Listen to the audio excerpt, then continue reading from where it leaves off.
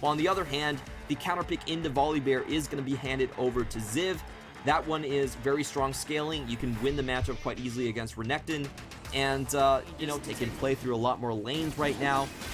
We're seeing Shanks come in, and he's able to play a lot more control mages, able to play the Zoe. They're going straight for Herald. They are here first. I don't think W can contest this. They are a little bit late.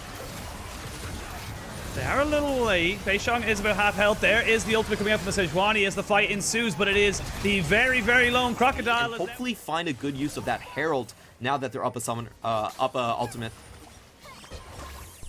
And not a huge amount of mana here on top of Forge, but the flash and the pulverize means they're going to go for this full engage. Missing will, however, fall. There is the Maokai ultimate. They're going to try and see if they can lock people up. Forge just trying to back himself away. Goes golden as well. And they are able to take down the Sejuani, and Forge is still alive on the back end. Breeze did pick himself up a kill, but Forge takes down another just before he falls. Rogue Warriors coming out very much on top of this. It's a 3-for-2 overall. But now Rogue Warriors, they're in a little bit of no man's land. They're just trying to kite this one out. Kyocho goes golden, but Pantheon cannot flash away. Now it's Ziv. They're not really in position to kind of go for this, but they're just inching themselves in. I think they're just a little too late. Yeah, and they have no ultimates for this. It's going to be very hard to contest. But maybe they can get some exit kills. The Skyfall comes in, but Harrow's in no man's land, and he gets completely taken down. Now the fight's very much in favor. They have to make this pick composition work. They have the Zoe, they have the Pantheon, but they haven't found the picks just yet. Oh, speaking of picks, Forge gets their targets wisely. Shanks is the easiest one on the map to hopefully get something on. They don't find it, and here comes Beishang.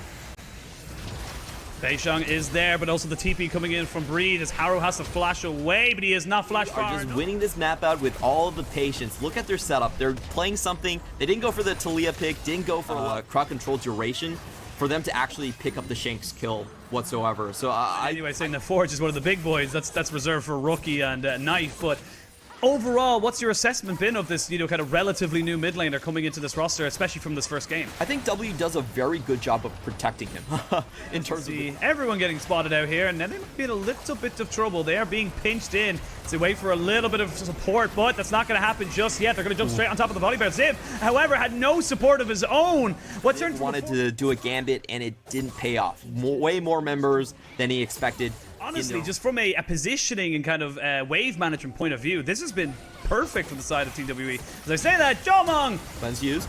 Gonna be forced to cleanse, and he's gonna be... Oh, does he die? Yes, he does. There is enough health, or maybe third.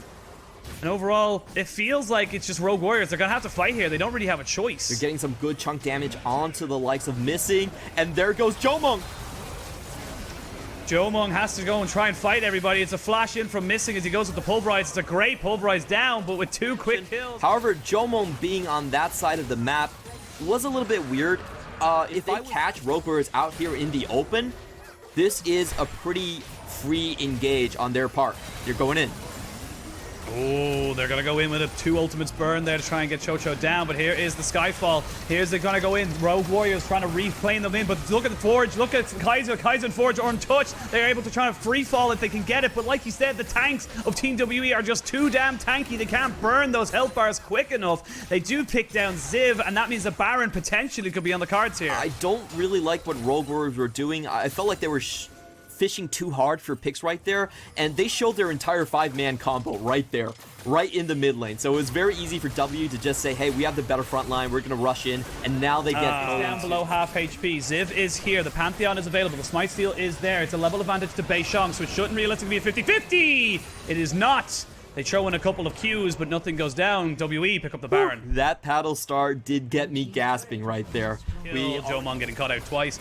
It's been relatively clean from them. It's been relatively solid, and it hasn't really felt like they've been out of control. They're going to back themselves up. Now, with the combination of their solo lanes, they feel a little bit safer.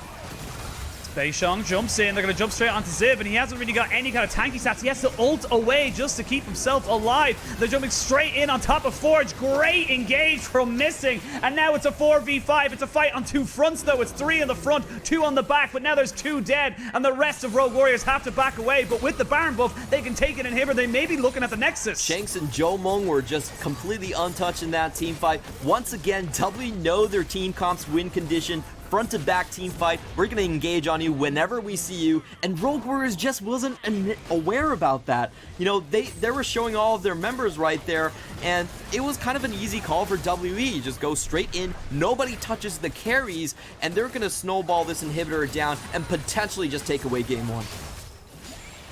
They've got 10 seconds until Forge comes back on this Zoe, so it is still a little bit touch and go. No more Baron buff. They will take a Nexus to turret. get that last team fight win. Their carries are still incredibly safe. How are they going to make it past the ramp? They aren't. Oh, they are not, and that is going to be the Kaiser down. That is your biggest source of constant DPS dead in the water. Ziv dies again. He's up and he's down. 0, 4, and 5 on the Volibear, and they jump straight onto Forge. They're not done here. Team WE want to take away everybody's life. It is only the Maokai left alive, and with a bot wave pushing in, they're going to push themselves straight onto these Inhibitor and Nexus turrets. What a clean game coming in from WE. It was an absolute statement on how they are going to approach this season. They're going to come in slow and measured. They're still going to incorporate Jomung, who was their biggest carry in the last season, and they're going to play around him